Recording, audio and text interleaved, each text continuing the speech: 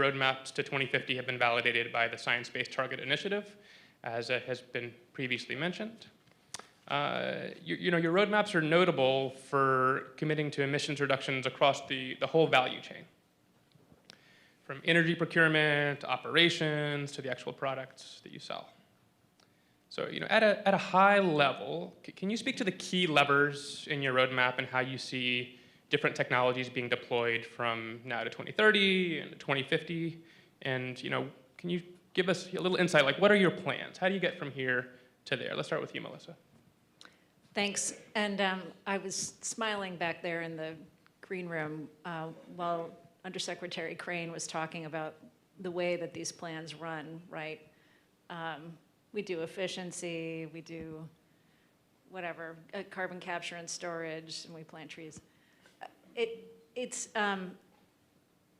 unfortunate but true, in a sense, because we know what we need to do. We need to be able to do it faster, right? So the levers are the ones that you know that they are, right? We need more renewable energy to address our Scope 2 emissions. We need carbon capture and storage. We need EVs. We're trying to move our fleet to 100% EVs. We put in an order for 200, sorry if anyone from Ford is here, for 200 F-150 Lightnings last year. We received one. The plan is pretty clear.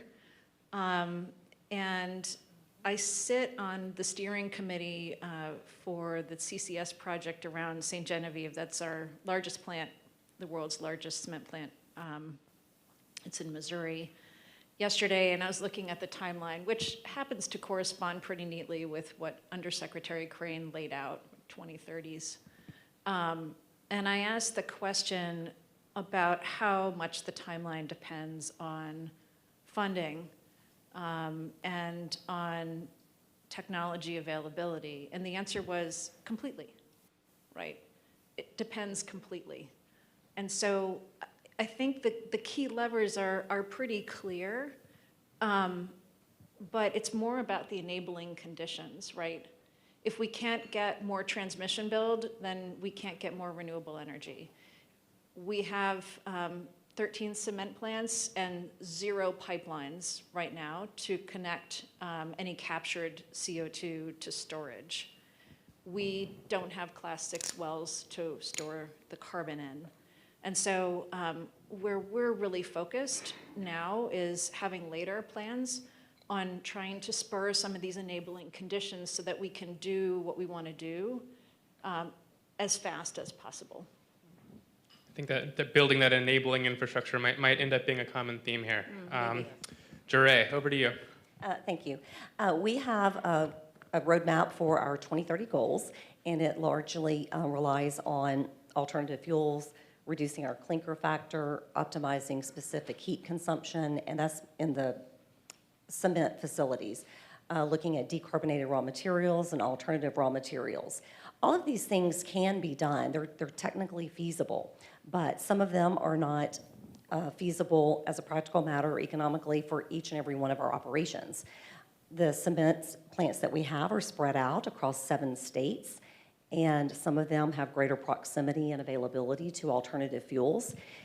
For you who are not familiar with the, the clinker manufacturing process, materials are put into a kiln and heated to very high temperatures and sustained at that temperature for 24/7. It does not shut down unless there's scheduled outages and minimal disruptions. With those alternative fuels, we can use different types of materials. Historically, the industry has relied on coal, pet coke, and natural gas. A lot of our plants use alternative fuels. That is a common practice across the cement industry, but we are facing some challenges to be able to really open that lever up and fully convert. The U.S. is very far behind on that front, and our European counterparts, and in Germany, for example, has a 60% substitution rate. So mechanisms that will allow us to optimize that lever seems like a low-hanging fruit to a lot of people, but it isn't necessarily. There are the regulations around our waste management here in the U.S., but they're not necessarily cohesive at the federal level, and then you also have to deal with state and local issues. But some of those materials that we would like to be able to consume and recover energy from are different waste streams. That includes tire-derived fuels. We're also looking at renewable natural gas. There can be biomass, engineered municipal solid waste. There are a lot of waste streams that could be diverted with stronger policy incentives and regulations to divert some of these materials from going to a landfill where their embodied energy will be lost and they will eventually deteriorate and release emissions, often methane, which is more harmful than carbon. So we think that that is an area where we would really love to see some support from the policy level, more research and development as well. There's a lot of concern from some organizations and community members because they just don't understand it. So we think that government-funded domestic study into that lever could be helpful for the entire industry. Our goals for 2050, they do not rely on known, proven, scalable, economically viable technologies right now. We know we're going to have to rely on innovations that we haven't even conceived of yet, but also we're focusing heavily on CCUS. That will definitely close the gap as we reduce our actual emissions as much as we can. We know that we will need CCUS. For that reason, we are internalizing that expertise. We've hired a CCUS and hydrogen expert, and we will continue pursuing those opportunities. Terrific. All right, foundation is laid. Let's get steel in the ground. Kevin, you've already told us that the U.S. steel and iron industry is the cleanest in the world. So 2 thumbs up to start off with. That's great. And Congress has actually been really productive in the past several years. We got the Energy Act of 2020, Bipartisan Infrastructure Law, CHIPS and Science Act, we got tax incentives and the Inflation Reduction Act. We got the Super Act, which Rich already mentioned. And this legislation is faster than a speeding bullet, can leap tall buildings with a single bound, and decarbonize steel. How do these laws enable your industry to accelerate that decarbonization path, to continue leading the world? And what are the low emissions technologies that you're really focusing on? Yeah, thanks, Sam. As my colleagues from the cement industry said, you know, there's a process that's going to have a number of different stages. You know, near term, with already having about 70% of our industry using electricity to produce steel, decarbonizing the electricity grid is really going to be a key step, can really reduce those Scope 2 emissions. So the incentives in the Inflation Reduction Act for continued investment in clean energy, whether it's wind, solar, we think nuclear is going to definitely be part of it. Those are all going to be really critical. So that's a critical first step. I also think that as we then try to tackle the more difficult issue of how do you decarbonize the iron-making process, which is really, you know, it's a matter of chemistry. Right now, you need the carbon to bind with the oxygen in iron oxide, in iron ore, to strip off the oxygen to give you the pure iron. So we need to figure out another way to do that that doesn't involve carbon. That's the really hard, tough nut to crack. In the near term, I think we're going to need a lot more carbon capture utilization, as well as storage, but I really think we need to focus more on carbon capture and utilization to help use the carbon that we are going to be emitting for some period of time, hopefully in lower and lower levels. But we're very focused on recycling everything that comes out of the steel mill, whether it's waste gases, whether it's the slag that is produced with steel that can be used in cement, or other processes. So I think that carbon capture utilization is key. But then in the long run, we need to solve that problem of substituting something for carbon. And that's where I think things like the Super Act that look at really developing strategies for true breakthrough technologies are going to be key. And you know, there's already some money being put in through both the Bipartisan Infrastructure Law with the Hydrogen Hubs initiative, as well as in the Inflation Reduction Act for industrial decarbonization, that really start to look at all of the options available. A lot evolve around hydrogen, but you know, I'll be honest, I'm worried that so many industries are looking to use clean hydrogen in their decarbonization. I don't know that we can put all our money in there being enough hydrogen to solve the problem. So I think we need to be looking at a range of solutions, whether it's electrolysis, biomass, other options that could help the steel industry ultimately crack that tough nut of how do you get rid of carbon in the iron reduction process. And that's where we need the Super Act. We need government involved in helping to look at those really far out innovations, and how do we encourage continued research and development to help the industry crack that tough nut. Terrific. All right. And lastly, Asphalt. We can see if we can really hit the road running. All right, thank you so much. And from what I understand, and I'll leave it to you to explain, a lot of the emissions from asphalt come from bitumen. Apparently this is a word that you can pronounce multiple correct ways. I looked it up because I didn't know how to pronounce it. And that's like a small amount of the asphalt volume, but most of the emissions.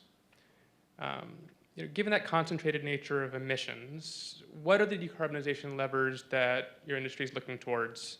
And are there other benefits that this decarbonization pathway can help achieve? Thank you so much. So all of my colleagues are really representing well the other side of my business, the cement side of the business. One of the biggest challenges we have for the asphalt industry is that a lot of effort is put into moving into lower emissions. It really revolves around technology. So you're talking about bitumen as one of them. Asphalt plants, to give you an example, is purchased once a generation because of the cost of permitting that is required to set one of the asphalt plants up. While there are some of the off-of-the-shelf, new plants in our country, there are other plants that need to be replaced or updated and provided with the latest of technology. In the Inflation Reduction Act, other industries such as steel and cement were given significant capital to help reduce emissions, but the bill was written in a way that does make it difficult for the asphalt industry to take advantage of some of the efforts. So, since the asphalt mix is the primary road surface in America, you may not know that it's around 95% of the market of the roads here in America. We feel the asphalt industry should be afforded every opportunity to take advantage of equal federal opportunities towards achieving net zero in concert with other materials in the road construction space. The asphalt industry is a movement towards performance-based mix designs, which could provide the opportunity for the industry to innovate and use new and novel technologies and lower carbon materials as well, which have not been readily accepted in this particular market to date. Because performance-based systems would provide additional confidence of the mixture's performance. And one of the single most impactful policy changes and recommendations that we have will be for the asphalt mixture production industry to require an increase in amount of reclaimed asphalt pavement to be used in each of the tons of mix that is produced. Currently in the United States, you may not be aware that 21% recycled content is used, but our goal as an industry is to get to 40% recycled content by 2030. NAPA has been leading the way and paving the way for over 30 years in terms of recycling. And, bitumen and other materials is going to be critical as we get into the next generation of asphalt paving. All right. Now we're going to move to just questions generally for all of you. So feel free to jump in, be in conversation with each other, agree, disagree with each other. So we talked about a lot of the enabling legislation that has recently passed, the Energy Policy Act of 2020, the Bipartisan Infrastructure Law, the tax package. What future policy support are you looking towards to accelerate your path to net zero? Kevin first? Sure, Zan. I'll say one thing that I think we still need that's going to be critical. For the steel industry, and I think for many industries in the U.S., we're investing a lot of money in decarbonization. The industries are, and U.S. industry is leading the world in terms of low carbon production today, and we're putting a significant additional money, $23 billion in the steel industry right now, in further investment. Our biggest threat to that continued progress is frankly the threat of imports of high emitting but very cheap imports from abroad that could undermine the industry while we're making the significant investments. So we do think that some type of trade policy that takes carbon intensity into account, that would establish a border fee that is based on the differential between the carbon intensity of domestic products and imported products, would help ensure that the U.S. industry is not undercut as it invests by the dumping of cheap but dirty steel, for example. So we think that's a critical component we just need. There's a lot of growing interest in that policy, bipartisan interest in a border carbon fee, a foreign pollution fee. I think that's a really exciting space that people should be looking at. Melissa? I just wanted to echo the point. Thank you for raising it. Our customer base, and this is going to be true, I think, for all of us, they buy a commodity product, right? And so basically customers shop on price. And so if we are being responsible about our carbon emissions and that has some price premium, we're going to be undercut by foreign competition. And under that scenario, pollution is a competitive advantage. It just shouldn't be. And so we wholeheartedly agree, some kind of border adjustment fee, obviously WTO compliant, but we need some kind of protection against carbon leakage if we're really going to tackle this issue. I like it. Invest locally, think globally. I would like to add, echoing their comments, we believe that that type of a mechanism is at the federal level, because there are different areas that have their own cap and trade systems in the U.S., and there's also the risk of leakage within the United States. And for those companies that operate in multiple states, you could find yourself in a regulatory patchwork, which makes it a even more challenging environment to operate in. So I believe that it is very important for us to recognize that risk for us. I believe that the IRA is, in a sense, a price on carbon, and it's going to run out in 12 years as it's currently drafted. And this effort for CCUS and all the other investments that we're making across the industries are going to outlive that. And if we make all of those investments and then we don't continue to have that type of support going forward, it could also undercut those companies that have invested. And you're talking about the 45Q tax credit for capturing carbon? Yes, and utilization as well. Great. If I could just make a comment on something you said earlier in terms of, we're global companies, but we have to act local. And in the asphalt industry, I want to kind of give you a bit of a perspective of the makeup of the U.S. here. And this is what makes the decarbonization challenge quite significant for the industry, because the products are very local in nature. There's an asphalt plant in every congressional district in the United States. Decarbonization of asphalt pavement in Arizona will take a different strategy in terms of decarbonization than Louisiana. And just to give you an example, in Arizona, the state agency requires 1% hydrated lime in asphalt mixtures to prevent moisture damage. So I'm going to give you a different example. But this adds up to 20% emissions to a ton of asphalt mix. Now, in order for asphalt to decarbonize in this location, there has to be substitutes for lime, and it has to be considered. But shifting to parts of Louisiana, lime is not required, but there is not locally available aggregate, and aggregate transportation can account for 40 to 50%. So you'll have a very different mix of products that's available from one part of the country to another part of the country. And so when we think about the strategy for decarbonization, a national strategy can be very difficult as we try to nail down the process to getting there.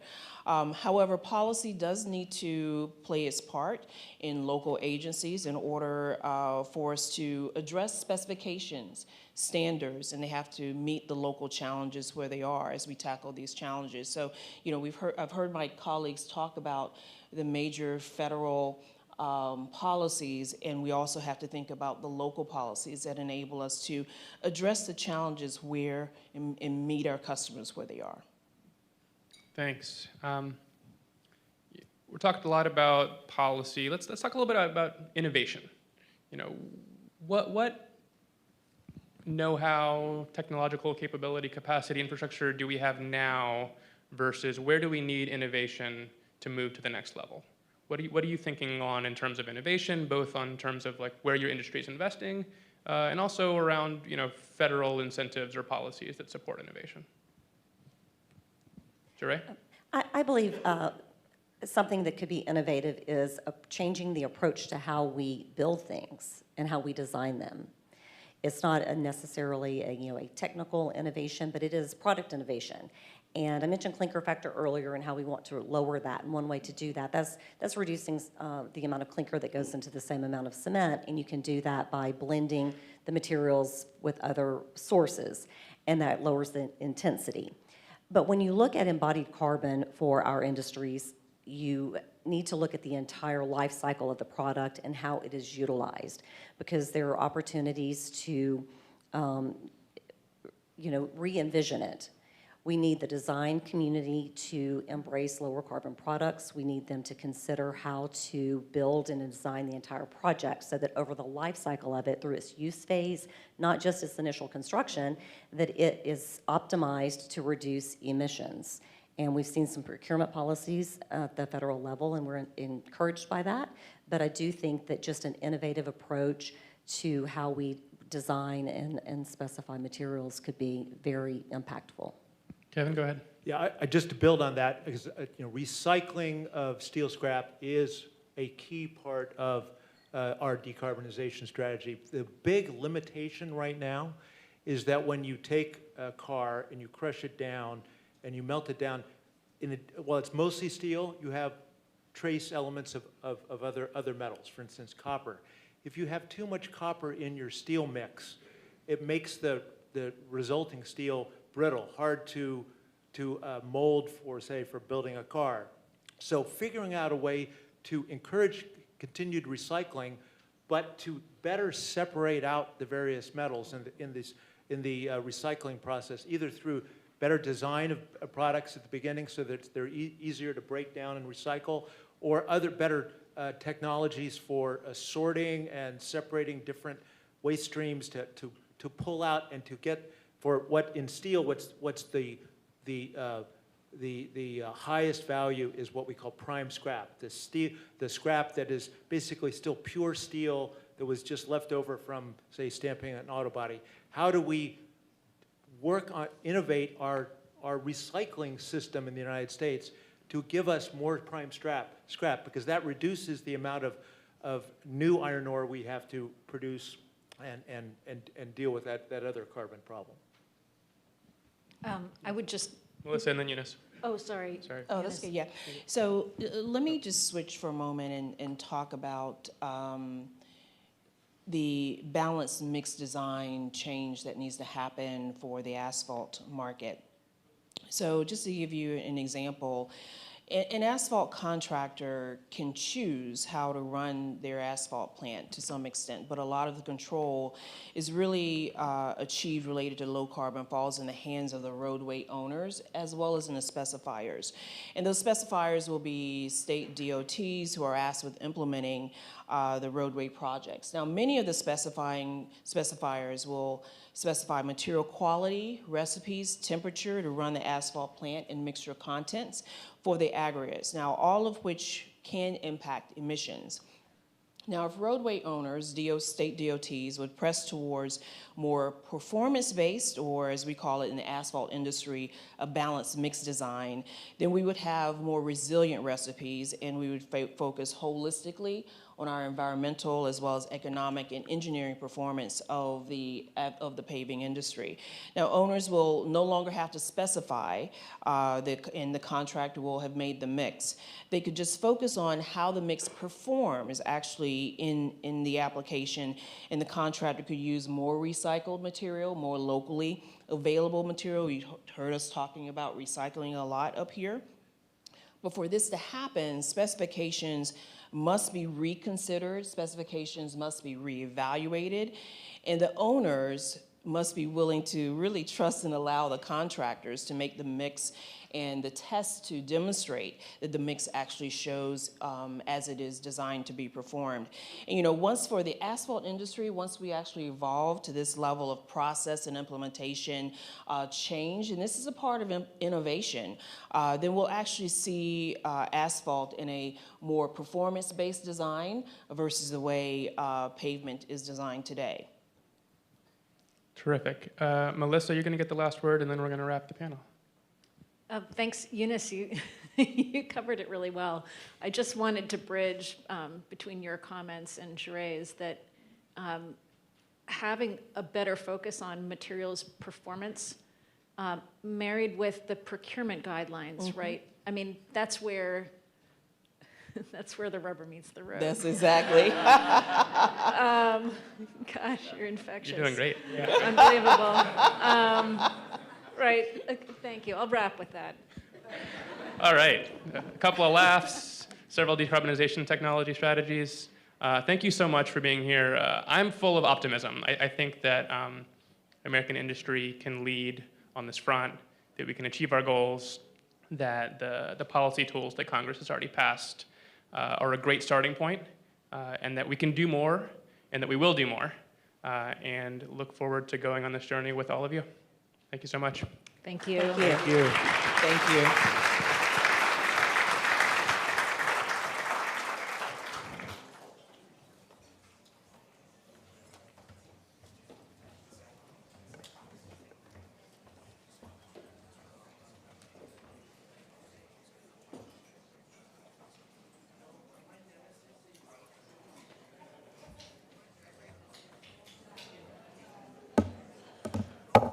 All right, folks should help yourselves to coffee, and we're just going to keep on rolling through the conversation. That was my bad attempt at like a road adjacent pun. Road adjacent, okay. But you know, some of the largest emitters in the industrial subsectors with such clear, coherent plans for decarbonizing and such amazing commitments from their industries is really, really inspiring to see.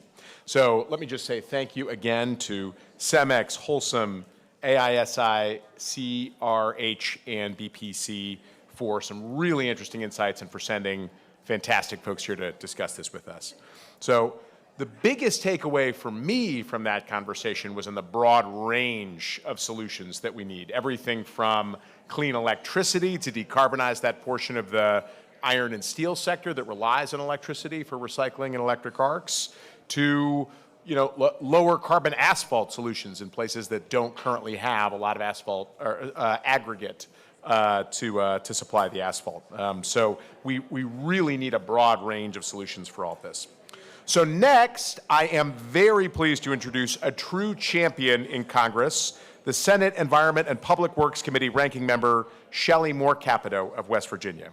As the top Republican on the EPW committee, Ranking Member Capito has worked to promote common sense regulatory strategy, protect affordable, reliable energy production, build our nation's infrastructure, and encourage economic development. Senator Capito was also elected by her colleagues to serve as vice chair of the Senate Republican Conference. Please welcome Ranking Member Shelley Moore Capito.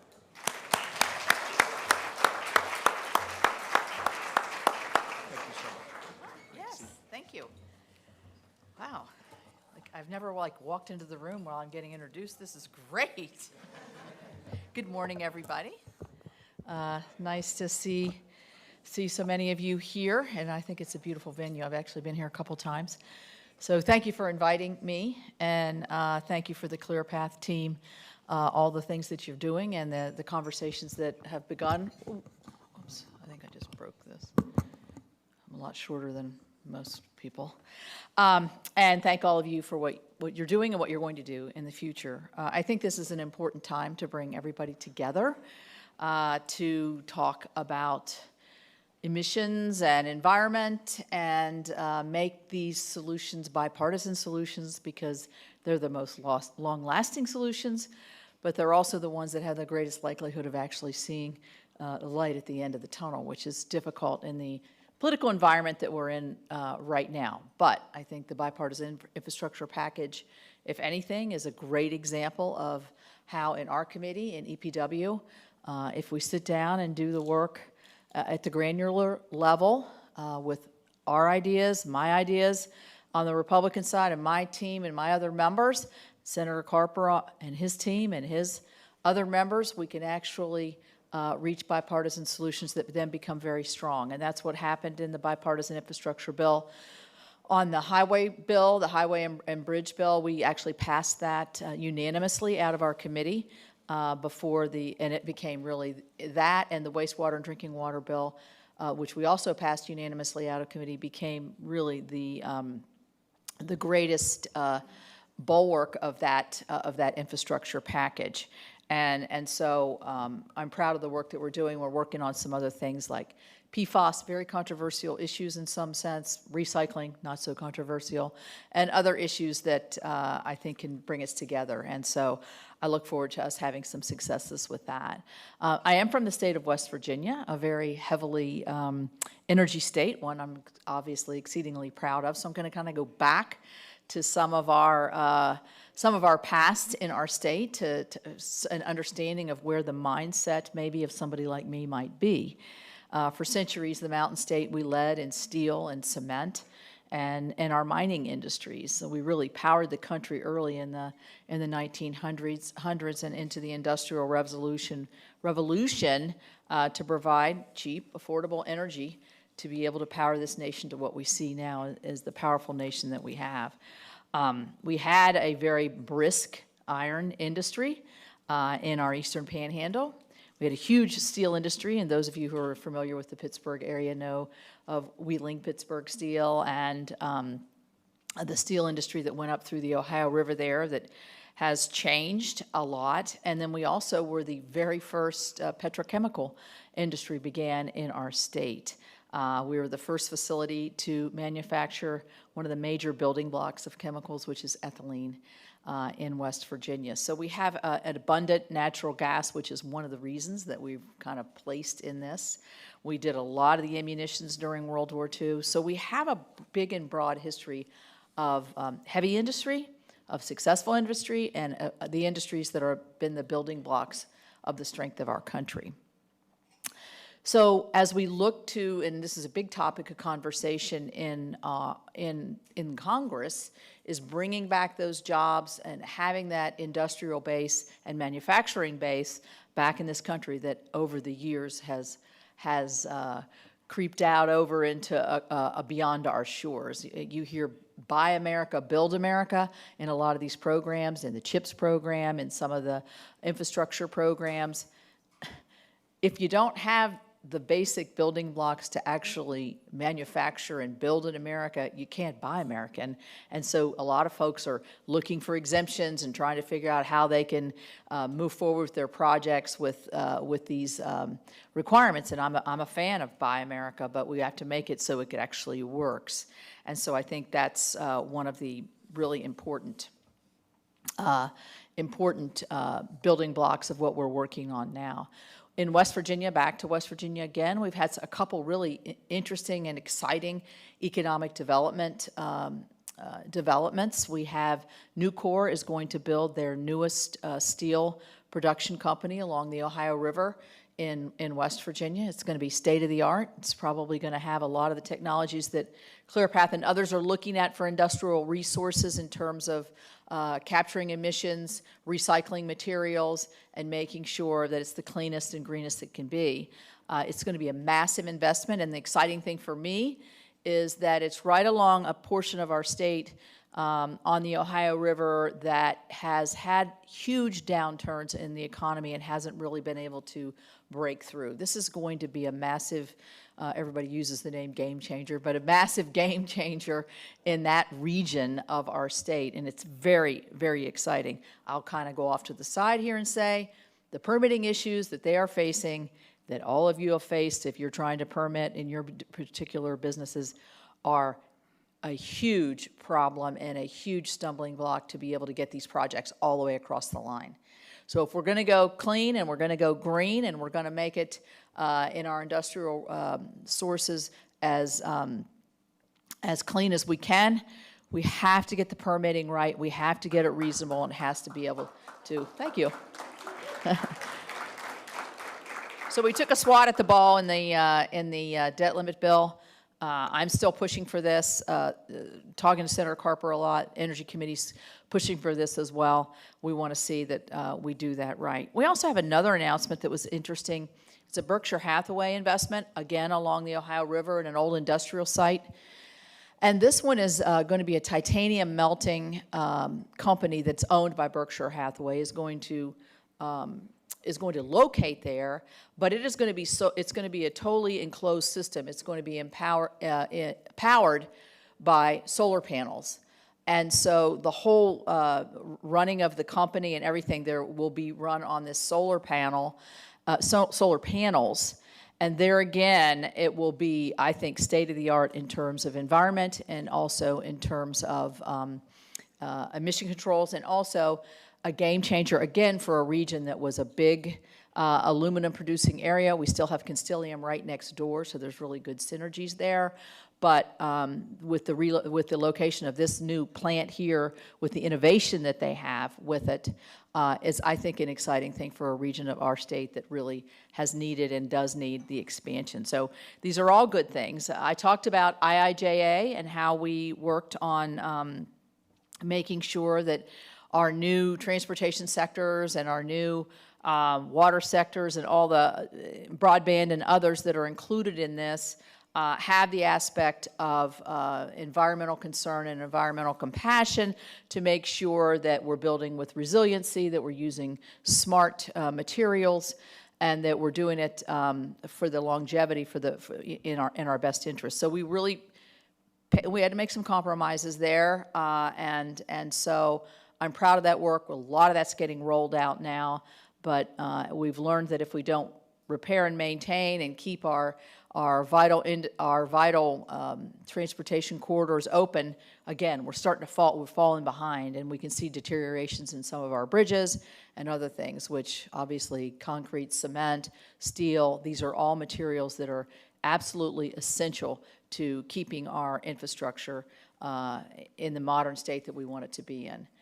In 2019, I led the effort, I think, with Senator Whitehouse for the Clean Industrial Technology Act, which is to asking the Department of Energy to put together pilot studies where industrial sources are able to be incentivized to do carbon capture and utilization, to lower emissions, and to put kind of foot on the scale for that kind of technologies in that industrial sector. My understanding is that the Department of Energy has set the program up, and you all can probably tell me, maybe you will tell me here shortly, whether they've actually, moved all the way forward in this. We did put, I think, $500 million into this program and the IIJA, so we're waiting to see that all roll out. Lastly, in the NDAA, which we are dealing with as we speak, on the Senate floor, we are confident, but not 100% assured, because nothing's assured until you actually see it, that the ADVANCE Act, which is our latest nuclear bill, has a good chance of getting onto that and riding on the NDAA. Again, another bipartisan effort. Nuclear has great potential, I think, throughout the country to be cleaner and greener in all aspects, whether it's industrial, whether it's power generation, and other aspects